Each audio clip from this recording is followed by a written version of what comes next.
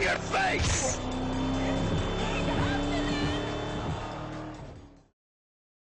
Can you not get enough of the constant use of zombies in mainstream culture? Do you want a different take on the zombie survival video game? Then Road of the Dead might be what you're looking for. Road of the Dead was released upon the internet in October of 2010 by Evil Dog, SickDeathFiend, and several other people responsible for its development. Road of the Dead is a first-person zombie survival driving game, which uses RPG elements to upgrade your vehicle and help you survive against a horde of zombies, as well as the US Army. There are several modes which will be covered, but let's start off with the main story, called The Great Escape. A story at the beginning sets the story that your city is under an attack by zombies. It is your mission to escape down the highway and get past the city limits. As you drive, you shall hear the military over the radio as they fight the zombies and try to stop you from escaping. Point 4, stop this prick, will ya? We'll try, sir! This will give you an insight as to what to expect up ahead in terms of enemies and their weaponry. When you start the game, you start in your garage. While you can't do anything at first, this will be a place where you can upgrade your car. Upgrades will be covered later. When you go onto the road, your car is controlled using the keyboard and can be configured in the options. Sometimes after you leave the garage, you will receive some helpful tips and reminders. These will often pop up after getting something new or meeting a certain enemy or hazard.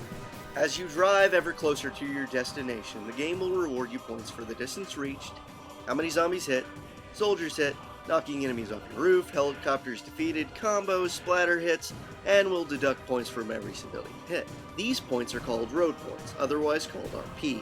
They can be used to upgrade your car. There are 8 types of upgrades with 3 levels each. Whenever you upgrade your car, depending on the tier, the main character will comment on the upgrade.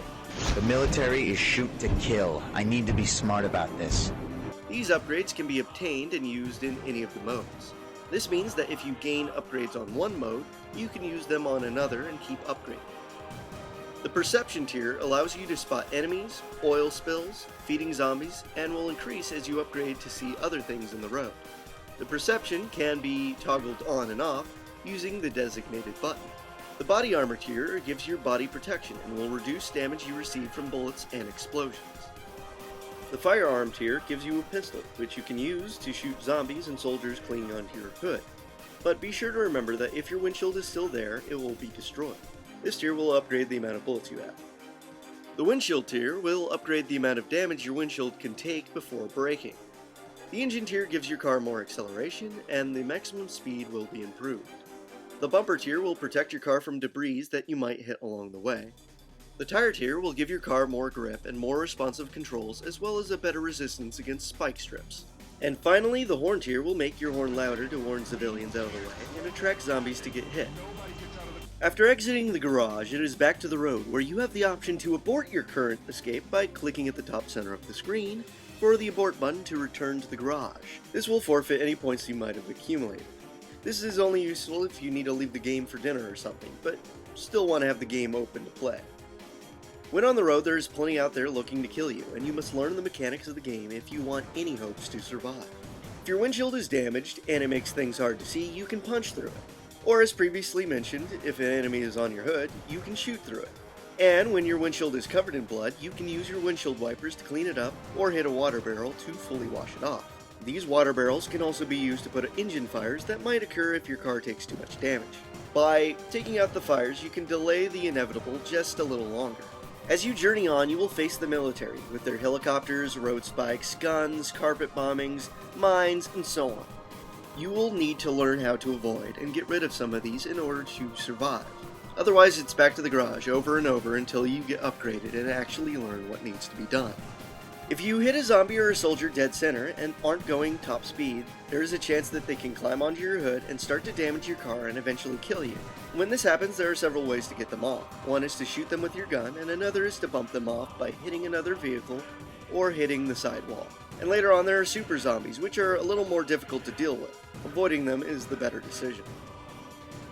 Hitting cars or other vehicles on the road will cause you to bounce off them and damage your car while also slowing you down. If you run over an oil spill, your car will temporarily become harder to control, but it isn't too much of a bother. And if you run over road spikes and your tires pop, your car will become slower, start drifting off to the sides, as well as become harder to control. The best solution besides upgrades is to master braking. Braking will help you gain the most control out of your vehicle, and mastering it will allow you to survive longer. There are checkpoints that allow you to restart there when you die. If you have a hard time with a section and continue to die, this will allow you to accumulate RP points, which you can use to upgrade your car and get past difficult sections. But this can be annoying when hearing the same cheesy lines from the military over and over again. So much so, you start to memorize some of the lines. Attention all troopers, this is General Sherman. I am taking command of this operation. We're facing an enemy like we've never seen before. Especially towards the end when you need to be somewhat upgraded to stand a chance. After the main game mode, there are 3 other modes, the first of which, Highway to Hell, is only unlocked after you beat the Great Escape. It is the hard mode of the Great Escape, but it seems to be easier in some ways due to you having the upgrades from the previous playthrough.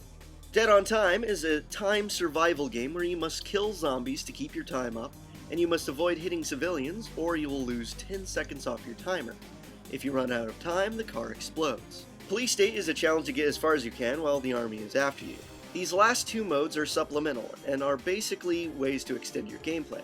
While I don't usually play them much, they are nice distractions, offering different challenges as well as achievements.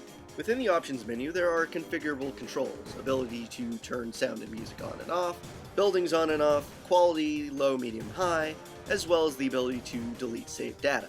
On the main menu, there is a high scoreboard, which will keep track of your scores for Dead on Time, Police State, hit combos, and flip-flops. And depending on the website that you are on, they will also be recorded on the side.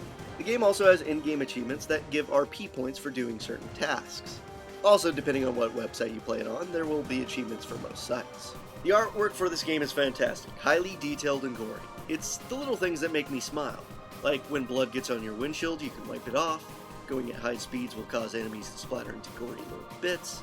When you upgrade your car, some of the upgrades can be seen. As your car takes damage, you can see bits and pieces come off like the side mirror. These and so many other little things just make me happy. There is an option to change the video quality of the game with 3 settings, low, medium, and high. Since this game is a slight resource hog, choosing the best quality that won't make your game slow is your best decision. The thing that is weird for this game is that there are no exits or entrances to the highway, and it only seems to be one way. Just a little something that I noticed. As for the audio, Symphony of Spectres made the wonderful music that plays throughout. It pumps you up in the garage with its repetitious nature, and the music on the road keeps you going to survive in its epicness. The sound effects are also great, with blood splatters, explosions, screams, and so on. And the voice acting is cheesy and basically adds some flavor to some serious lines. He's a freaking nobody. He's obviously trying to reach the tunnel to exit the city. We can't let that happen. Road of the Dead is an absolute pleasure to play. It is a game I have played multiple times and will play even more in the future. The unique take on the zombie survival genre is refreshing, and everything from the gameplay to the music to the graphics are wonderfully done. I consider this Flash game to be one of the top tier Flash games around. Road of the Dead can be played on Newgrounds, Congregate, and a few other websites. The links to these and the developers' pages will be included in the description. Thanks for watching, and any feedback on this video or any of my other videos would be appreciated. If you want to get in contact with me, message me on YouTube or Twitter. And if you want to see any of my work or my last reviews, click the links provided.